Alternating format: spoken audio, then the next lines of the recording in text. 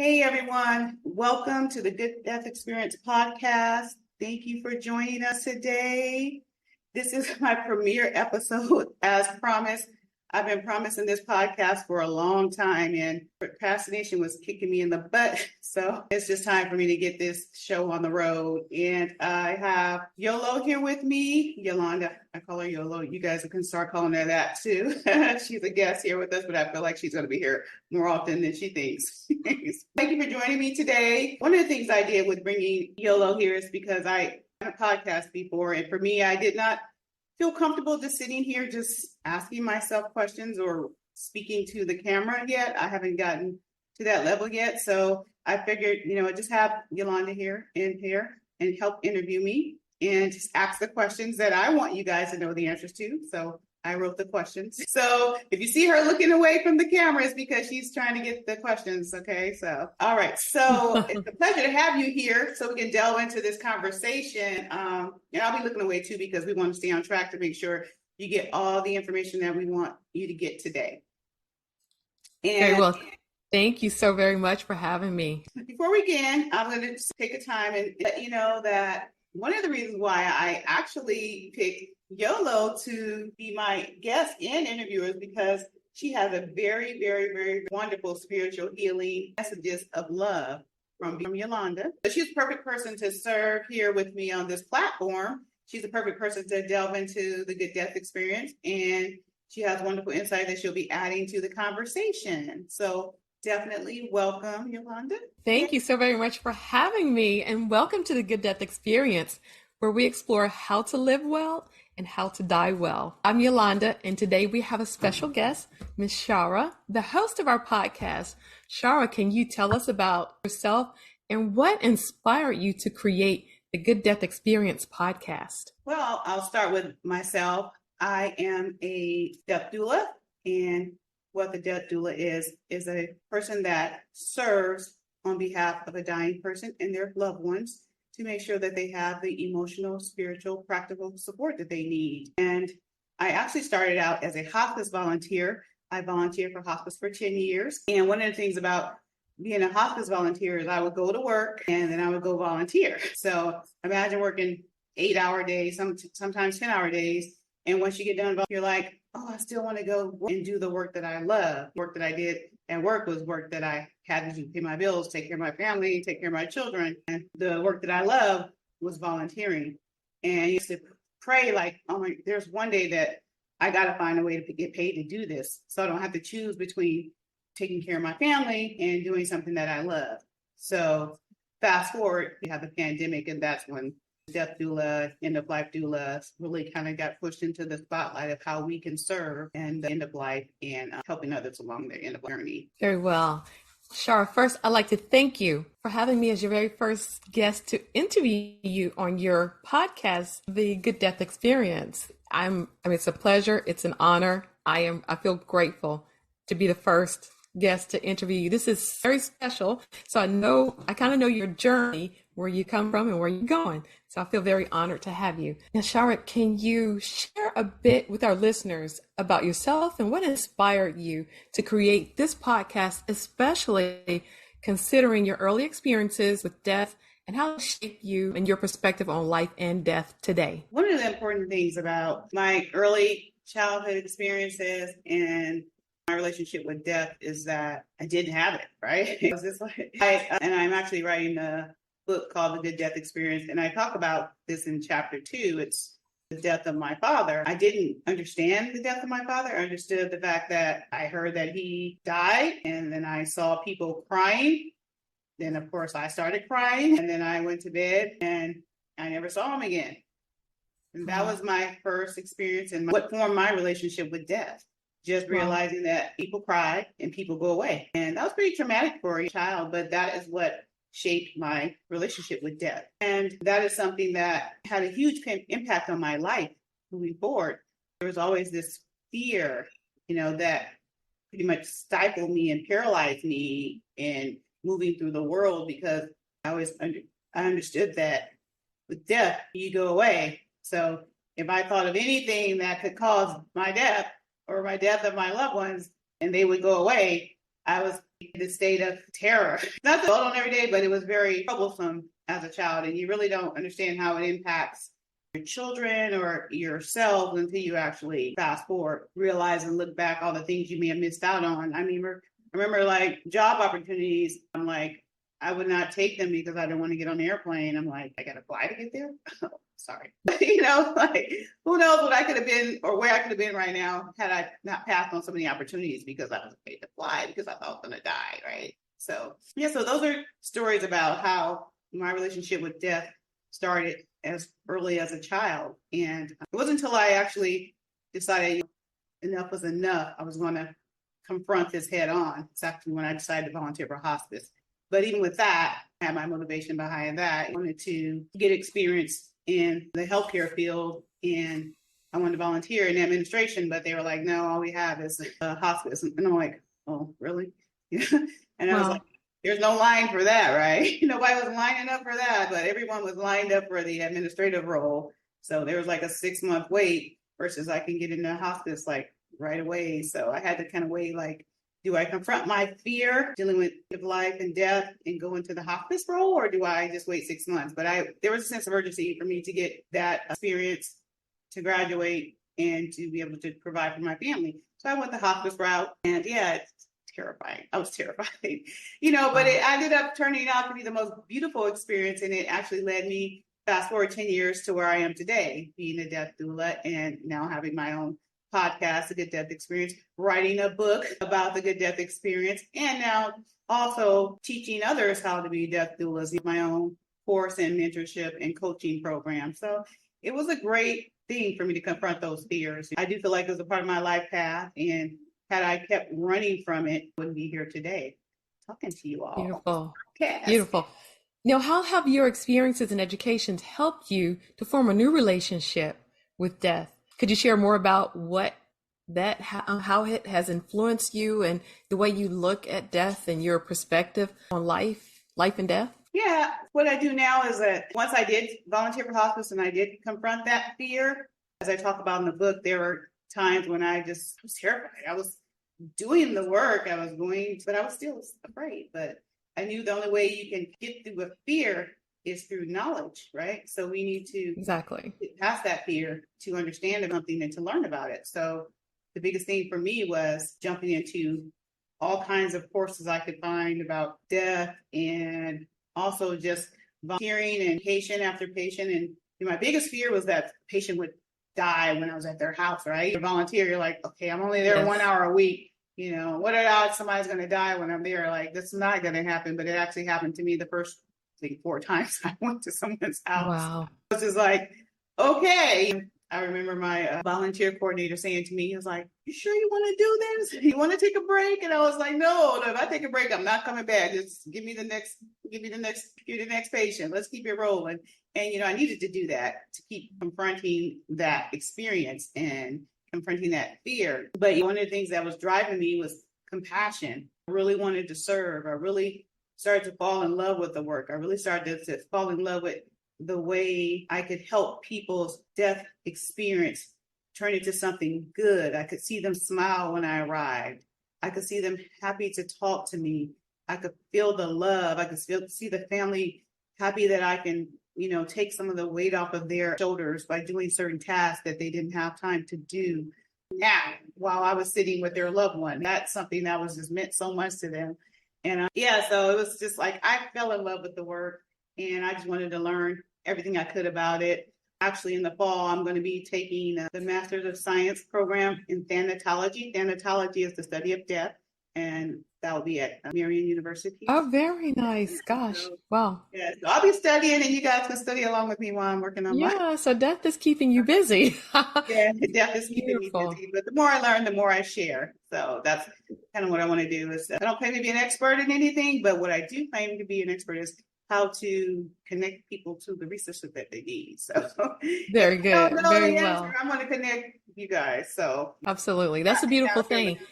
Can you share with us what is a good death experience and what is a death doula and how do they help facilitate a good death experience? Well, when we talk about what is a good death, we can go with what the Medical Institute classifies that as. That is a death that is in line with your wishes, your orders, your families, cultural standards, and medical standards, and that everyone is pretty much alleviated from unnecessary suffering. So with that saying, there's no reason for us to suffer if we do proper planning. And that's one of the things I talk about with the Good Death Experience.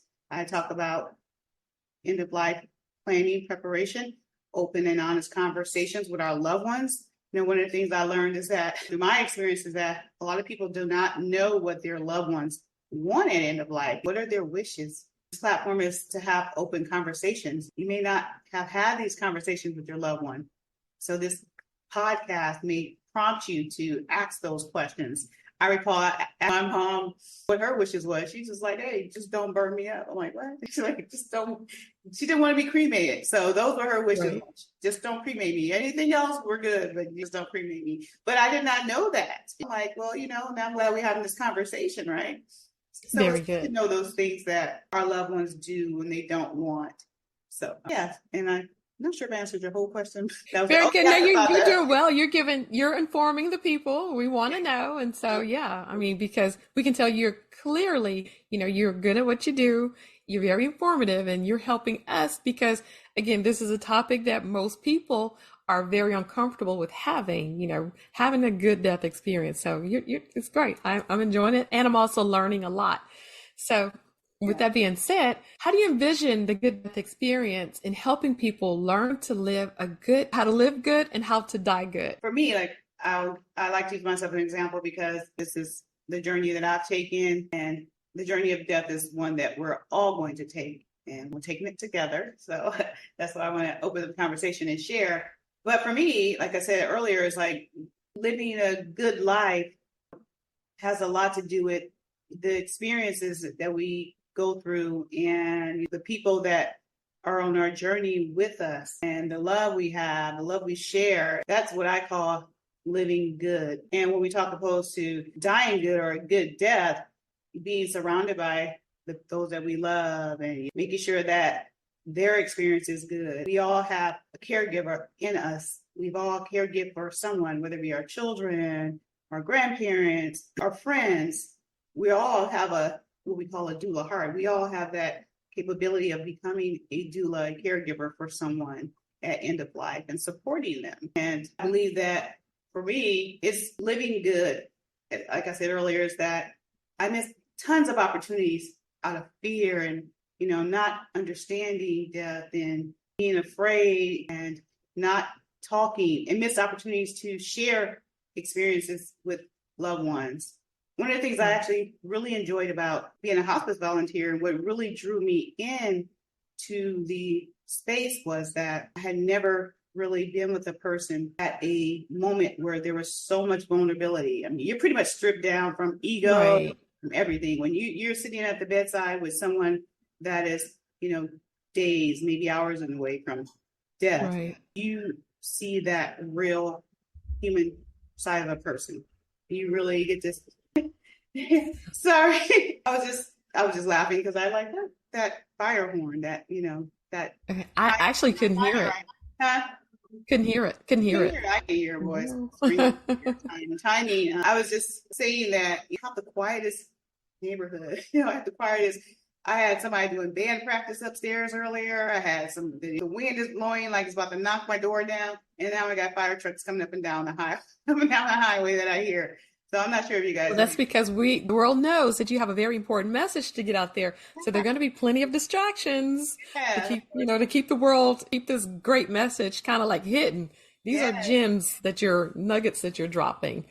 Goodness, so keep it going. Yeah, I'll try not to get too distracted by it because I don't think it's going to stop. But I'll go back to the vulnerability. So that was one of the things I fell in love with. And, you know, when I talk about dying good, being able to be human to human with someone and being able to be as in natural state as possible of love and, you know, compassion and support and being able to be there. And especially this is with people you never met before in your life. Of course. That with your family, you know, to be that naked sense of stripped down from everything. But with people that you just met as a volunteer, that is just beautiful. And I fell in love with that, being able to see humans at that level. And so that's one of the things that I really, really, really love about the work. I'm not sure if that was your question, but I can go on a Oh tangent. no, you're This giving us a podcast lot gonna of be great all over the place, but information. y'all gonna get some nuggets, but I get to talk and I get really compassionate and But we can tell that this is your passion.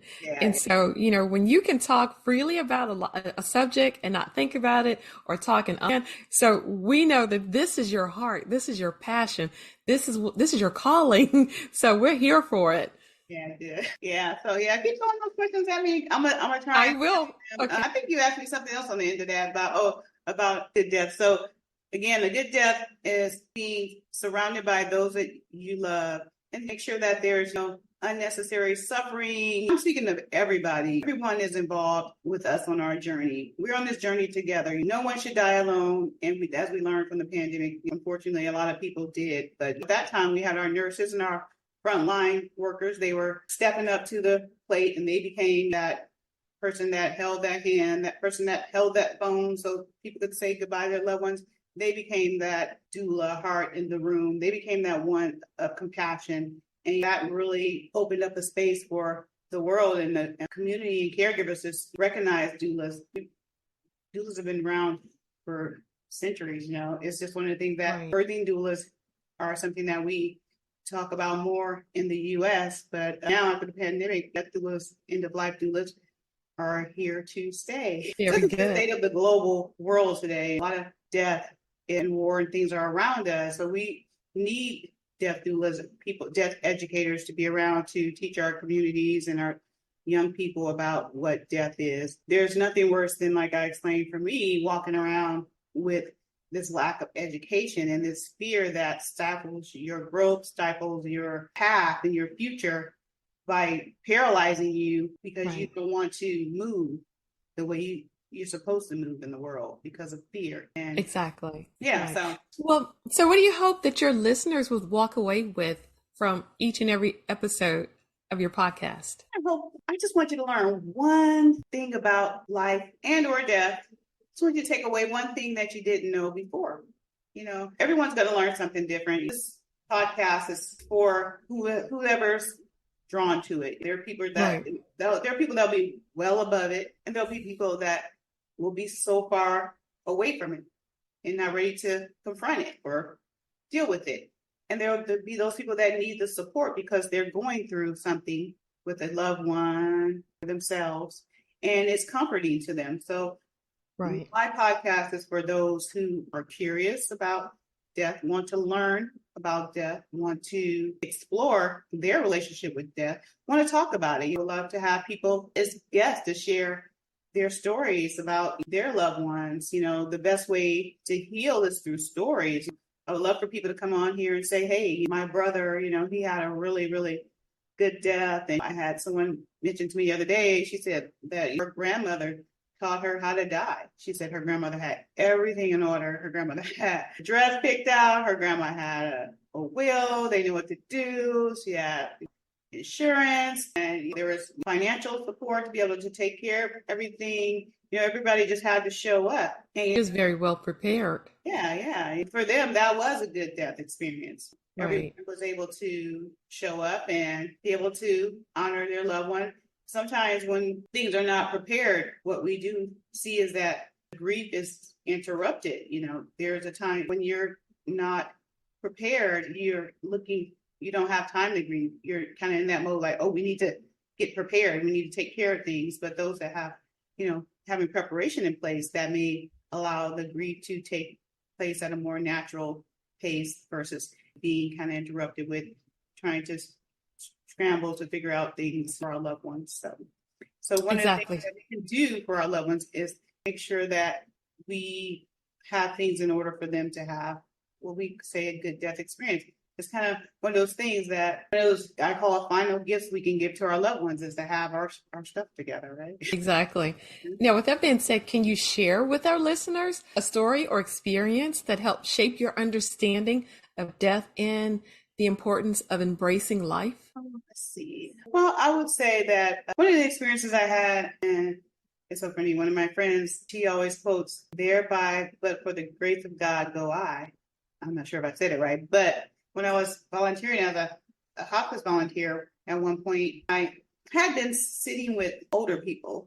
I mean, when I say older, 70 and up, and they lived a good life. So it was, for me, it was like, okay, I had a way of processing it and just putting it in a place in my mind, like, okay, they had a good life, they're at the end of their life.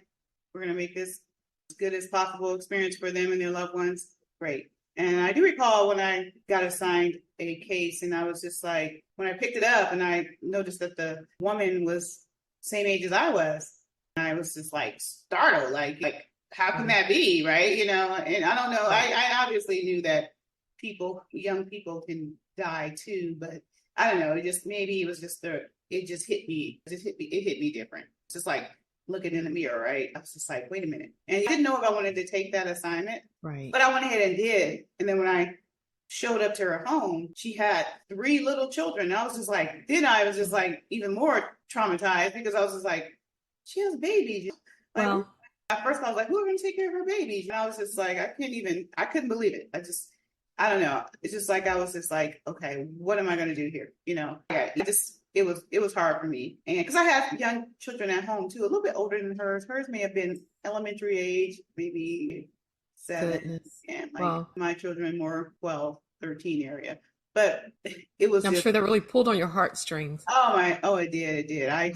I recall talking to her, and she was saying her kids were acting up in school and they were getting sent home. And I was just like, sure, they want to come home and be with you. Like, they don't Of want to course. when I went into her home, she had her hospital bed in the living room, and she was there with her family. And the kids would be playing in the living room and running around, and he was there. But they wanted to be home with her. I'm Absolutely. not sure how Yeah. much understanding they had. I'm not sure if anyone had told them that she was dying. I'm not sure what the story was, but all I know is that they knew something, right? Correct. Yeah. Yeah. And I do talk about I'm feeling like right now, like I can't breathe. Yeah, Oh, I want to talk about this. I talk about the story in my book too, but it's just, yeah, it was tough. That one really made me feel like, embracing life, and just every moment is precious. And the whole, we're not promised tomorrow. Every day is a gift. I just looked at her. I was like, this could easily be me. This is like, yes. look in the mirror. She's a single mom with kids, and I'm a single mom with kids, and Yes. they're Yeah. And I just had a near-death experience just recently, and my children are grown and they live on the other side of the country. And when they heard about it, immediately my daughter wanted to come home to be with me. And I was like, no, stay there. I need you to finish school. And my son, although he's in California, he was okay with just holding the phone. And we were on the phone for like 9, close to 10 hours. Sometimes we would say something, sometimes we were not talking, but it was just, I think he just wanted to be in my presence, although he couldn't physically be here. So I can only imagine how those little children felt, because little kids are very empathic, and they understand more than we give them credit for understanding, and they know more than we give them credit for knowing. So I could only imagine. Yeah. And I want to say thank you for being here. And yeah, Yolanda did have a horrible, terrifying accident. So how long was it? Was it about a month ago? Weeks ago? Weeks ago. About 5 weeks ago, So really. grateful that she's still here with us. She has lots of work to do. You're not getting Praise out of here. God. Yeah, 3 weeks ago, I could not walk at all. So all glory to God.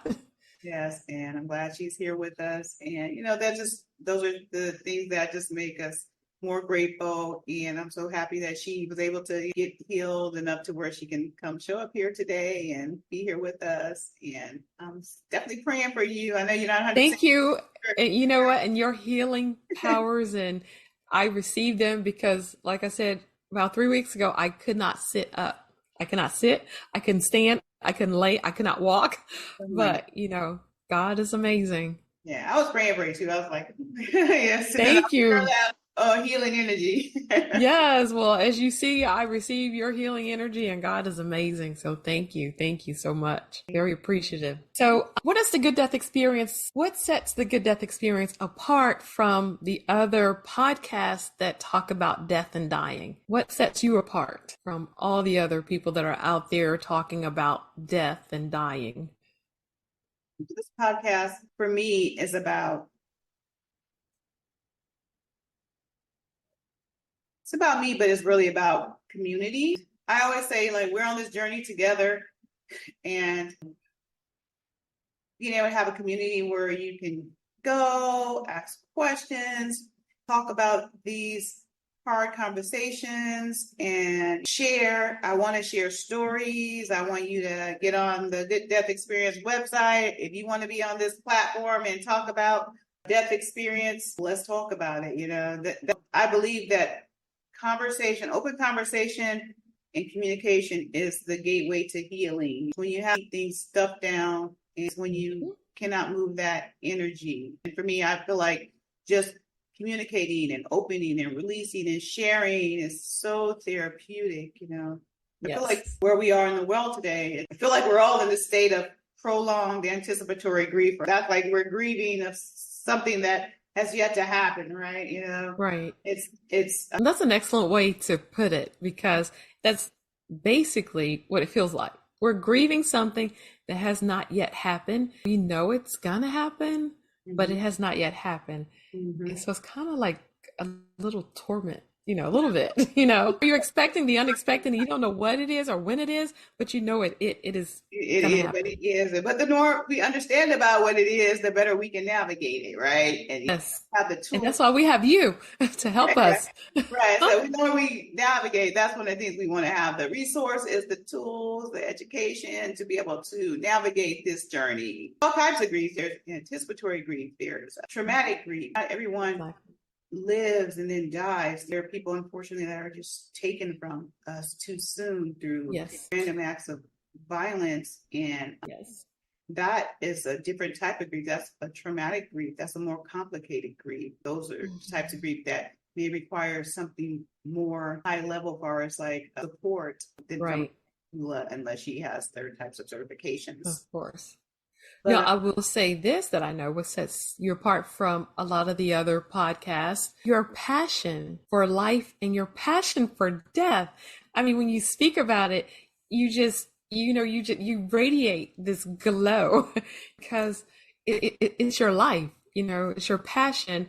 And I get a sense of, here in this country, we're fearful about talking about death. We don't want to talk about it because it's like taboo, or no, it's something that's dreaded. But for you have so much to bring to the table, and you exude all of this energy and this life, about having this conversation and experience about death that makes it peaceful experience, whether to have the conversation and to educate. So I believe, well, one thing that I see that sets you apart is your passion for the subject of death itself. And too, I really want to bring light to what some may feel is a dark topic. That's why I brand it with the light colors and the light energy. It's going to be times where we are laughing on here, cracking up, and there are going to be times where you're going to be crying, and then there are going to be times where we're just going to be just silent. That's one of the hardest things about death, is sometimes people are like, what am I supposed to say? I don't know what to say. Sometimes you don't have to say anything. You can just be. And that means the world to people, just being there with them. Exactly. That's right. So it's a good death. I term it as the experience, which is why I put that in the name. I kind of really struggle with the name, the good death experience, because I was like, oh man, that's going to be tough. Not everybody's going to have a good death experience, right? They're not. Right. But if I can educate those of us on how we can. So with that being said, how do you plan to approach this subject, the difficult topic of surrounding death, such as fear, grief? How do you plan to approach it in a way that's uplifting to people in a positive manner? Yeah, what we'll do, we'll approach it from various angles. I can speak of a recent person I was a doula for. One of the things that they enjoyed was going to the beach. So we're going to the beach. We're going to do things that you want to do to help you navigate your grief. We have another person that's a writer, artist. So one of the things I did is like, okay, let me give you a massage. And afterwards, he drew me a picture, me giving him a massage. So he got to do some art. I actually have a pillow that I created for one of my other doula clients. It's a legacy pillow. It's something that she can meditate on for when she's dealing with moments of grief regarding losing her mother. And one of the things I have is this pillow. I say, okay, so you can take this pillow that was handmade for her, meditate, and it's actually the colors of her mom's urn, and it's beautiful. And I believe she's actually doing a legacy project that we came up with, to where she's actually redecorating her mom's sitting room, and she's going to be painting it Beautiful. the same colors, fuchsia and gold, and same as the pillow. And Well, I do have a question, and I'm sure the listeners will probably have a question as well. The legacy pillow, what is a legacy pillow? legacy pillow. That's a good question. Yeah, I've never heard of it, of a legacy pillow. So Well, I mean, I can kind of like guess, but I'd like to know for certain. So, no, okay. So it's actually a legacy project. So the project, for one of the things we worked on with this particular young lady, is to be able to, when she's navigating through her grief journey, we decided to channel that energy into projects that she loved and projects that reminded her of her mother. okay, So, beautiful, so nice. the legacy project could be anything based on the particular client. It could be music, it could be Okay, art, it could be sewing, it could be you probably recognize like a quilt, the legacy quilt. Sometimes people do quilts using people's clothing, right? So you may take some of yes, your loved one's clothing and you may sew together and make a quilt or like a pillow or that. So what we did is just take her mother's urn and take the colors from it, which are really nice colors, fuchsia and gold, and we created the meditation pillow for her to meditate. Because oh, she's beautiful. redoing the room for her mother's room, and painting the walls the same color as the pillow and the urn, and just to have a nice little place where she goes to honor her mother. So that's a legacy Beautiful. project. So the Okay. actual item we chose to do was a pillow. So Okay, very nice. Beautiful. Wow, that makes yeah, sense. so it's Thank you. a Very good good. question. Now, how do you plan? Well, that makes sense. I mean, I love that because, I've never experienced death firsthand other than, grandparents. So I don't have really a big experience with death. So this is all new to me, very informative. So those are some great, I mean, I can see how those things could help someone in dealing with grief and the loss of a loved one, the meditation, the pillow, those things. Yeah, you really have to Wonderful. find out like what that particular client is looking for regarding support, and what will Right. by diving into their unique situation. Yeah, it's fun because I like legacy projects. I mean, sometimes you can do videography, you can take videos, Right. you can document the journey that way for them. Yeah. So it's, one of the things like I'll touch again. That's why I named like I said, I really struggle with this name, like the Good Death Experience. I even remember my attorney was like, "You want to name your company that? Are you sure?" I was like, "Yeah." He was like, I like he's it. like, I love "You it. can change it later just to let you know." So I was like, he's like, "Well, may not go across well with everybody." And I was like, I said, "Well, I'm not sure why not, because at the end of the day, we all should want a good death, right? I mean, I know I want one. I mean, Of course. you And know, we sure want that for our loved ones. Everyone yeah, should want a good death yeah. experience, you Yeah, know. and you live in a world of experience. Like, oh, you go to dinner and your food's horrible. You complain about the experience. You go to Walt Of Disney, course. you go there for the experience. Everything we do, we are looking for the experience. We take away the experience. Oh So, yeah, we pay top dollar for an experience. exactly. If we can tell you the good death experience, how to craft a good death experience for your loved ones, that's awesome, right? It's like, what are Yes. the things that I need? What are the resources? What are the type of things do I need? Do I need to Yes, work? everyone should want to experience a good death, you Yes, know. yes. I do always say, we don't necessarily have control of how we die or when we die, but we do have control over the experience that our loved ones experience surrounding our death. Absolutely. Yeah, Yes. it's a very Very important. good. So, on to my next question. How do you plan to engage with your audience to create a supportive community around the podcast? Oh, wow. I just want it to be really open, and I don't want us to just think that, we're going to talk about death all day and be miserable, right?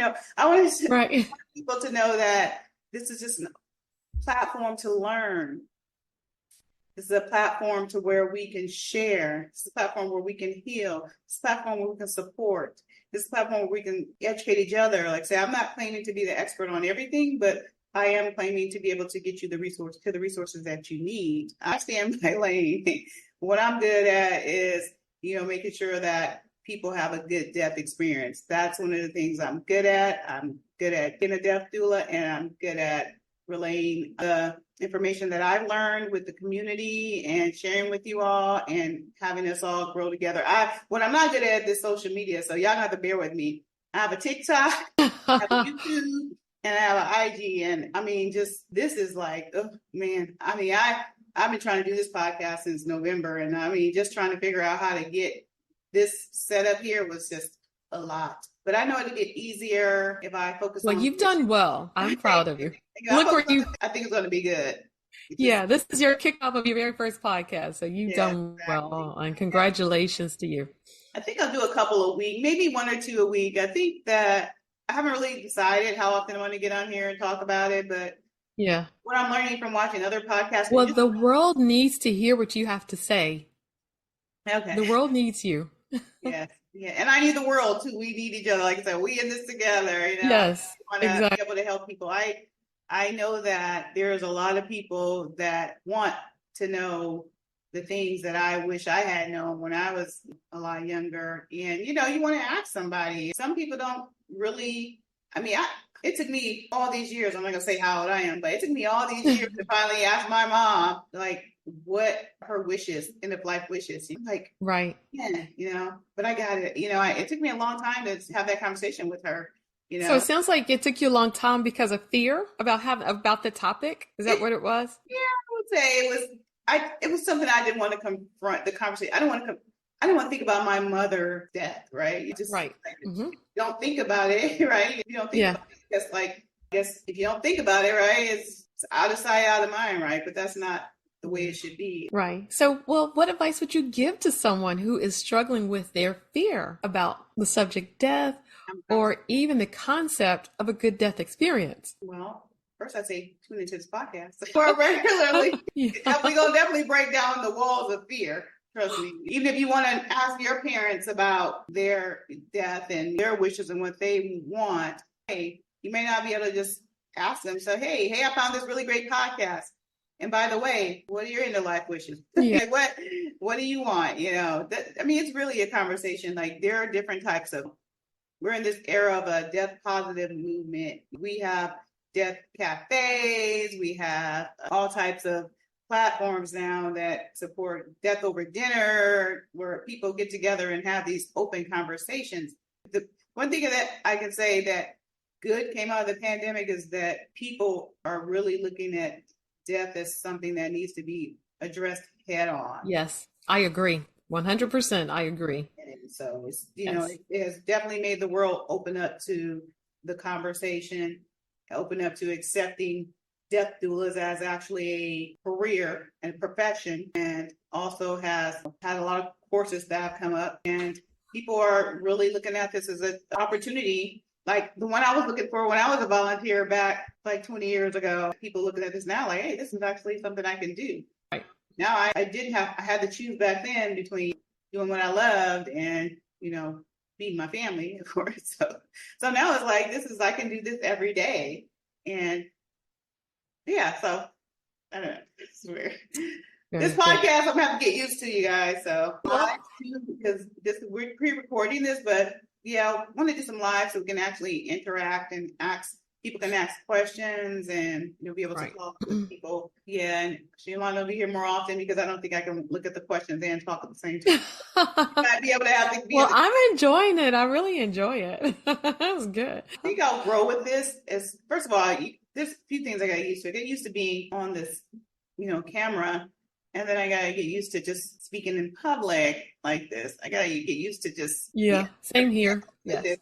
I really feel like I am kind of a introvert, maybe. Mm-hmm. Yes. And I know That's me as well. I do best or better at home, in my own little world, in my own little bubble. Yeah, So I think the world needs our gifts, and we're being pushed out there to help the world, help them enjoy and have a good death experience. yeah, yeah. So, Yeah. so finally, I'm sorry, go ahead. Oh no, I was saying I really like this view. And two, I was just thinking about with the backgrounds and the beach and everything like that. I love the ocean. That is like where I find my peace. And Yes, that is my happy place. I just spread my ashes in the ocean, man. I'm telling you, like I tell Yes, everybody right now, if you want to do what to do with me, you can cremate me. I'm not really worried about being cremated, fired. That like I said, yeah. mom was like, "Don't burn me."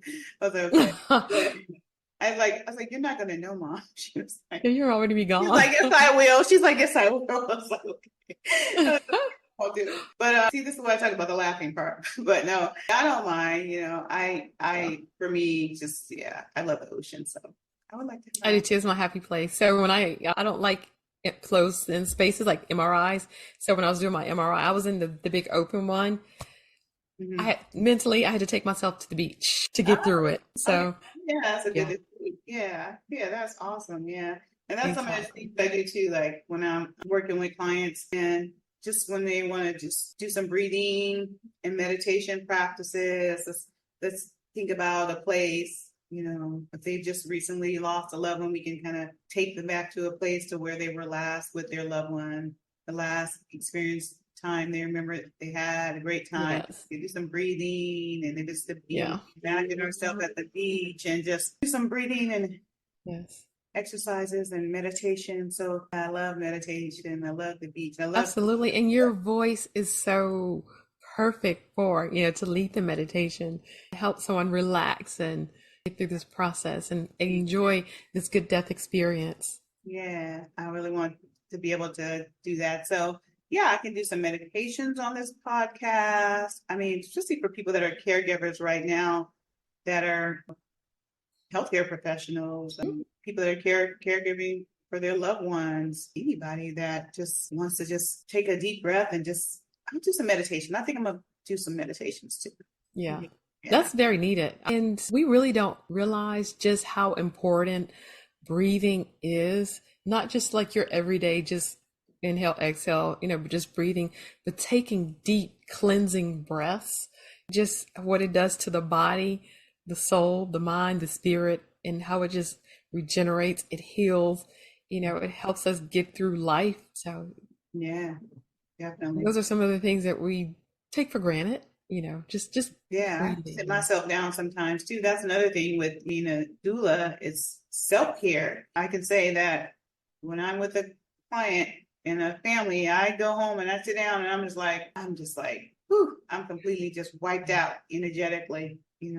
Very good. And you know what? I have one other question, one final question. But before I ask our final question, I'm going to ask you this question. Being a death doula, how do you bring yourself down? Because you're dealing with so much, and you're seeing this on a daily basis or on a regular basis, just the death, the dying, not just your patient, but also dealing with a family. How do you, your self-care, how do you bring yourself down? For me, I ain't gonna lie, food.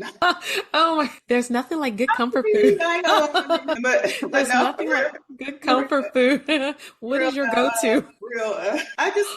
Sometimes I just have to take a day or two. I mean, I will be quick to turn off my phone. I'll be Yes. quick to like not answer any calls. Quick to just I guess food, veg out, just Yes. just do like walks too. Yes. I have a reward system. If I eat, I'm gonna go for a long walk. Very good. Yeah, there has to be a balance. You have to balance it. Yeah, so Of no, but course. you just try to find things that I find pleasurable. Get massages every now and then. Sometimes I just get a Very good. massage. I haven't had one in a long time, but I will get a massage. Very good. I Yeah. just had to ask because I know that there's so much, you're doing so much for other people. So how does Shar take care of Shar? How does she bring herself down from that? So it's very good. Definitely food. Okay, very good. Definitely like, I'm a foodie, so I definitely understand. the pleasures of life. Food is a pleasure point for me. I don't cook. I just don't, I like food, but I don't like to cook. So, Yeah. but I wish I liked to cook, but I don't like to cook. Yeah. I don't like to Mm. cook for probably like 18 years when my kids were growing up. Like, it's, being a mom, like, so now it's kind of like I'm taking those, as an empty nester, taking those liberties of not cooking or cooking when I want. Exactly. Yeah. I've done that too. I'm so far removed from cooking. I used to cook every day for the kids and for the family, but I can't remember the last time I cooked. I will pay for a good meal. I'm a foodie. I love good food. Yeah. I love the experience. I'm going to pay top dollar for the experience. And traveling too. I travel and I want to stay in when I travel. I don't necessarily have to go anywhere. Like, I'll leave town and stay in that hotel the whole weekend. But like, what did you go out of town for? I'm like, I went out of town to a staycation, to stay in somewhere. I really Exactly. didn't go out Beautiful. town. That's like, to me, is like, if I'm gonna go travel and then I gotta go, from the airport to the hotel. I'm like, that hotel got a great restaurant. I'm gonna be ordering room service and I'm gonna be stuck in that room. So I'm trying to like get away, but I'm trying to recharge too. So it doesn't really, for me, it doesn't like, sometimes getting out and going and seeing the town or going to the events, that's not really going to help me recharge. Right. So it's Exactly. really just getting out of my environment and, doing something where I can just kind of relax. Very good. Now we're coming down to our final question. Are you ready for it? Yeah, sure. Okay. So finally, what message would you like to convey to our listeners as they consider tuning into the Good Death Experience and going on this journey with you? Okay. So, I'm sorry. Because it is a journey. It is a journey, yeah.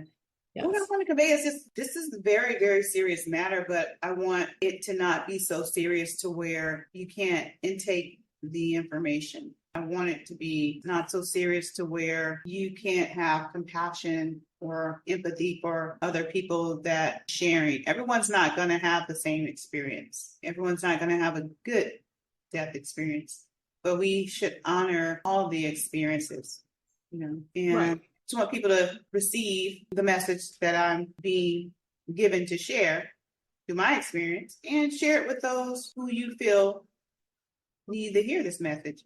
I always believe when you put a message out there, it'll get to its intended target. So you may see this and it's something that someone needs, is rather timely, informative, and it'll provide a way of support for them. So just want everyone to be open-minded, open-hearted, and give me a little grace because it's going to be a bumpy ride. I think one day I'm going to be an expert at all this. I think I'm supposed to be, this is my calling. I feel like I'm supposed to be talking about this. I'm supposed to be on some platform and it's going to be, but right now it's going to be bumpy. It's going to be crazy Zoom. But we're here for the ride. We're here for you. We're here with you. So we're ready to go.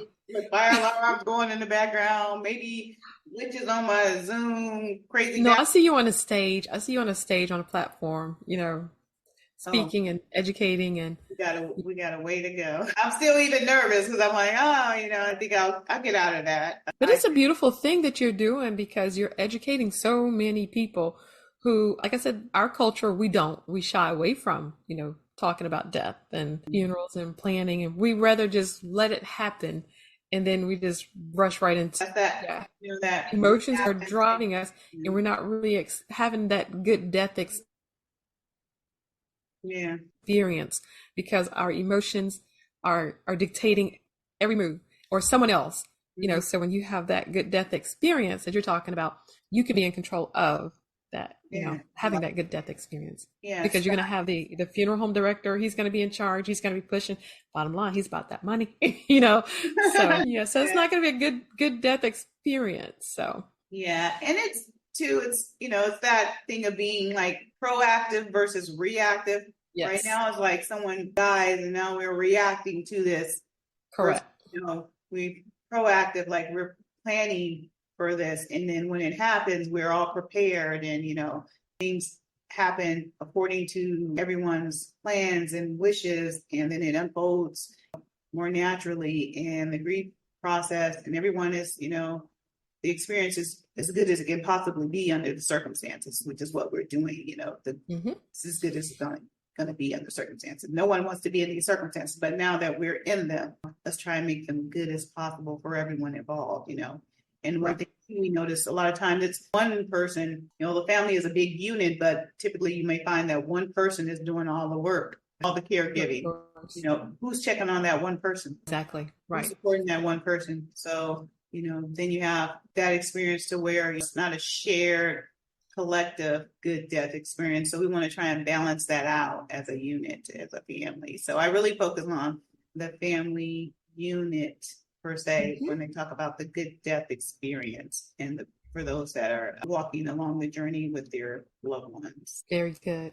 Well, we've reached the end of our questions. Is there anything else you'd like to say? I know we got through there. It was like, I loved it. Let's see. Goodness. Wow. I feel like, I don't even know if I feel like, I feel like I just jumped right into this again. Like I said, this is supposed to have been happening for so long. My goodness. But I'm glad I got the first conversation out, the first. Very good. Congratulations to you. Yeah, so I can at least get everybody a little bit of foundation of what we're going to be talking about. We're really going to talk about what is a good death and how to plan for a good death. What are the resources we need? How can we support our friends, our families, our loved ones that are going through the journey of grief? Oh my gosh. We're going to talk about legacy. We're going to talk about advanced care planning. We're going to talk about everything you can think of. We can talk about, I'm not going to talk about everything. Like I said, I'm not the expert in everything, but I can get the experts on here. We want to talk about will and trust. I got somebody that we can bring on to talk about that. You want to talk about funeral, green burials. I can bring someone on to talk about that. We want to talk about, what else can we talk about? We can talk about mental health. We can bring someone to talk about that. I know that's a big challenge, when dealing with grief and loss and depression. People can deal with depression when losing a loved one. So, there's things that we can bring experts on to talk about and resources. And we can bring you on, a guest on. You can talk about wonderful stories about your loved ones, remembering your loved ones. I know people have some great stories about, I always see these little things that go across social media where they have these flash mob funerals. Have you seen those? I have not. No. My goodness, where, like the family shows up to the funeral and then everybody comes in and next thing you know, a line of dancers come in there and they're doing wow. And then this one lady had this flash mob in her. They were literally at her funeral. And literally everyone's sitting there mourning. She's in her casket. She had planned, and the song came on loud. Another one bites the dust. Oh, I love it. Yeah, dancers are running down the aisle dancing, and some of her family are just like crying, like, "Oh my God!" And like, Oh, I love it. Oh my gosh, yeah, I want something like that. So some people are laughing, like, "Oh, she would do something like this, right?" Yes, her, right? I love it. Her personality, but some people didn't take too kind to it because, they didn't appreciate it. But, Oh, I love it. That was her good death experience. Yeah. So she had like a whole line dancers in the funeral home. And it was just, I just thought it was cool. I saw it on social media and it was just like, you could see the look on people's faces. Some people just was like, oh my God. And then some people were just like, oh, of course she would. Yeah. I would do something like that. I probably would, probably have. Yeah, I like that. That's an excellent idea. Because I don't want mine to be, I don't want you crying and being sorrowful and mourning because I'll be in a better place. Cry for a few minutes, but just for a little bit. Yeah. Yeah. I always tell my kids, I mean, you know what, just go celebrate me. Yeah. That's what, have some life insurance. People think life insurance is more expensive than it really is. That's why most people don't get it, but that's another story. Yes, exactly. Oh my goodness. But at the end of the day, take that money, go a trip, go celebrate. And enjoy. Yes. Celebrate me. Go do something nice. I tell my kids that, I want you guys to celebrate me. Go ahead and do the final stuff, but just, celebrate me. So, we have to mourn and grieve their own way. But, that's what we want we want a good death experience for our loved ones and our family and our children. And, we want them to be able to celebrate us. So we want them to have the resources to do it. Most times people don't have a good death experience because they either don't have the, financial resources or they don't have the support, or it's like. Exactly. Right. People around them to be able to facilitate that experience. But, a lot of times it is about finances because finances, if you have that, you can dictate the experience that the family's going to have. So, yeah, but exactly. Right. Talk about that more as well. We'll dive into other types of resources on how to plan a good death experience and, very good resources that you can tap into to make sure that you plan for that. Very good. Well, Ms. Shara, thank you so much for sharing your expertise, your experiences, your insight with us and our listeners. So where can our listeners tune in to the Good Death Experience? Be supportive of your podcast. Tune in. Should I say next week? Yeah. I'm like the hospice thing. Like, if I don't keep going, I'm probably going to stop. So I'm like, look, I got to keep rolling with this, because if I stop, yeah, so keep the momentum going. Keep it rolling. Oh, yeah. So next week, I'll be doing an episode at least weekly, to where I'm talking about something. Right now I'm strategizing on, it's so much information. It's just so much. So I got to figure out what I feel called to talk about. Yeah, and it'll probably be like all jumbled up right now to I get a system, but you guys can rock with me. So how can our listeners support your podcast? How can they? Yeah, YouTube right now. I'm going to be on YouTube, and I have a YouTube channel, and I'm working on TikTok, a couple of shorts here, and IG, a couple of shorts there, but primarily my platform is going to be YouTube right now, just to kind of post the long videos and the content. And if you guys have any questions, leave comments on the videos and YouTube, and go ahead and get into the lives, because I want to do some live streaming. Probably going to do maybe a live. Probably not this week, maybe next week. Not this week ahead, probably next week. Let me kind of get my feet wet a little bit here. And I'll start doing lives, because our lives are more interactive. We can actually get questions dropped in. We can, answer questions right there. And yeah, so just kind of follow me on social media and like, share, and subscribe. I'm supposed to say that right. Yes. Like, share, subscribe to your loved ones, and tune in to the YouTube channel. Mm-hmm. Yeah, so and you guys can comment on my backgrounds. I thought the ocean was really cool. I don't know how long. I love it. Because I wanted to be at the beach this weekend anyway. So when you sent this background, I was like, oh my gosh, we're here. So yeah. So we'll switch that up too. I'll be listening to viewers on things about topics. I'll be listening to things about different, and eventually I'll come from behind the Zoom screens, and I'll come in more natural environments. We'll mix it up, we'll go on trips. Right now I'm actually working with a particular client that has allowed me to be able to share a little bit of their journey. So I'll be able to take you on some really personal experiences when I'm actually interacting with clients. Nice. And yeah, we'll just be able to keep it real on here, and just grant each other a little bit of grace that I'm not perfect. This podcast isn't perfect, but this information is something that we all, want to hear about. Like I said, we're all on this journey. I agree. Thank you so much, Shara. And thank you all viewers. Don't forget to tune into the YouTube channel, like it, share it, subscribe, send it to your loved ones. Thank you. And we will see you all next week. Bye. Bye, everyone.